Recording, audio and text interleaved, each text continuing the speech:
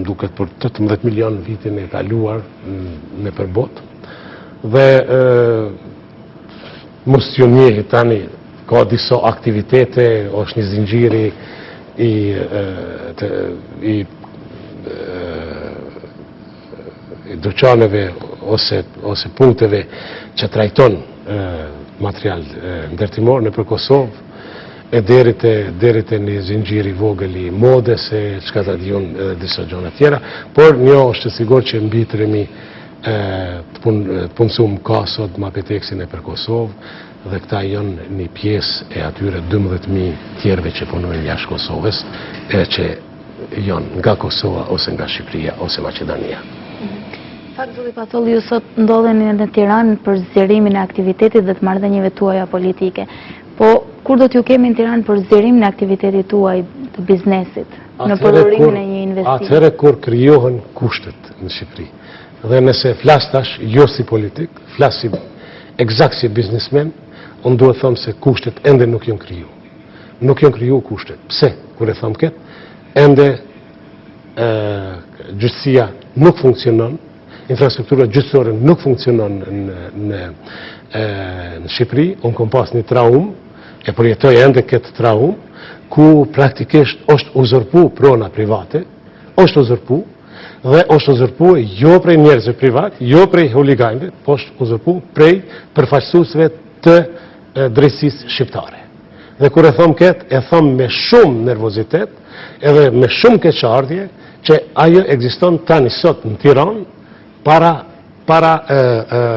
para senës politike, cilët premtojnë që e luftojnë korrupsionin, duhet një gjyqësi transparente. Ndodh kjo në Shqipëri dhe kom kërkuar disa herë nga eksponentët më të lartë të Shqipërisë, edhe nga presidenti, edhe nga kryeministri, që të formohet një komision dhe ta verifikojë këtë si manipulohet sot gjyqësia, si manipulohen sot gjykatësit në Shqipëri. Është për të çajtur.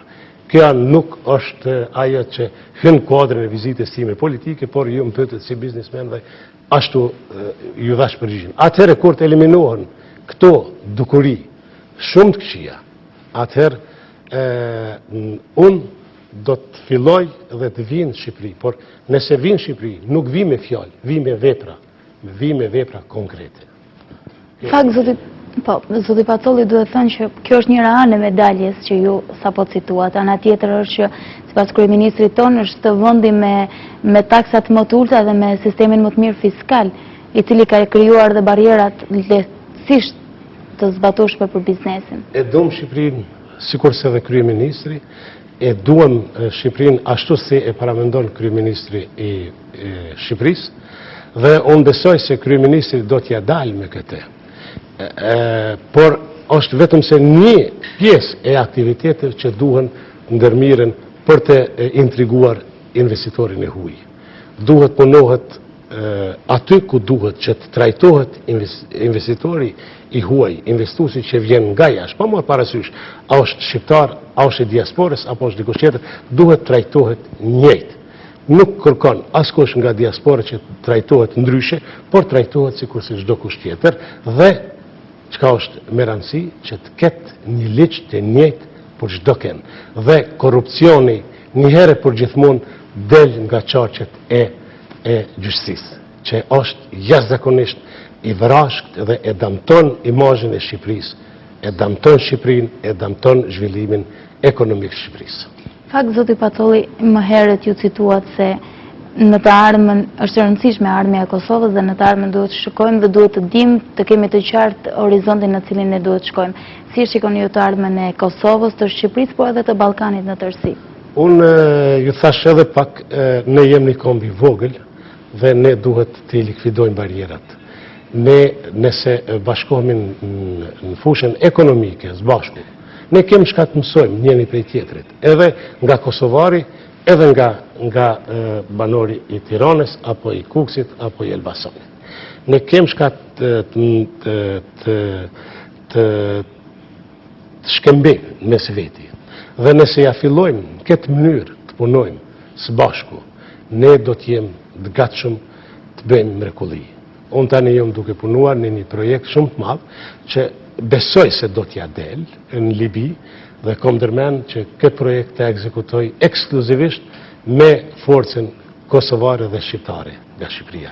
Është një flitet për një projekt jashtëzakonisht madh, mbi $700 milion dhe unë besoj se do të arri dhe këtë punë do ta bëj që kontratat lidhet me Mabeteksin e Kosovës, gjithsesi Shqipërisë dhe të ekzekutohet prej A deri në Z nga operuesit operatorët shqiptarë gjithsesi Kosovës. Dhe jam i bindur se do t'ja dalë. Atëherë edhe një herë do të tregoj se ne jemi në gjendje të bëjmë mrekullira.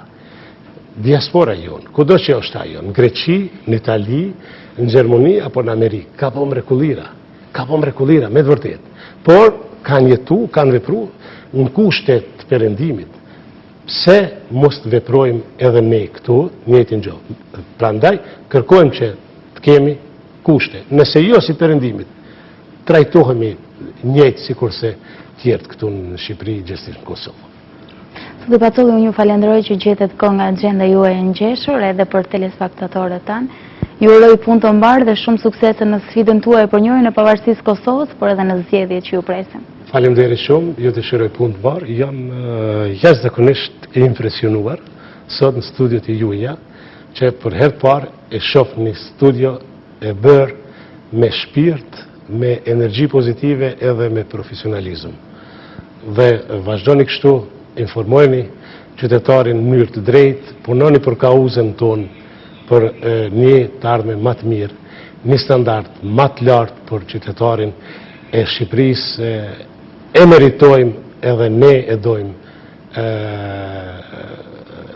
një jetë më të mirë dhe besoj se do të dim të jetojmë atë jetë më të mirë. Prandaj duhet të ndihmohemi njëri me tjetrin, të ndihmojmë njëri tjetrit, të marrim rrugën e drejt Evropës dhe që të fëmijëve tanë të sigurojmë një jetë më të mirë.